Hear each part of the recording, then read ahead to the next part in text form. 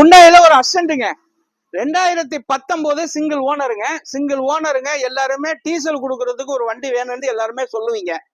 இதுல டிக்கி பேசலாம் சூப்பரா இருக்கும். வண்டியில உள்ள வியூஸ் எல்லாம் காட்ட தர உள்ளர உள்ள வியூஸ் எல்லாம் பாருங்க. 2019 54,000 கிலோமீட்டர் ஓடி இருக்கு. Diesel car. டீசல் நீங்க என்ன நினைச்சாலும் நினைங்க, இது 30 கொடுக்குங்க. கண்டிப்பா 30 கொடுக்குங்க. டீசலுங்கிறத எதிர்பார்க்க வேண்டியது இல்லைங்க. நல்லா போகுங்க, நல்ல வண்டிங்க.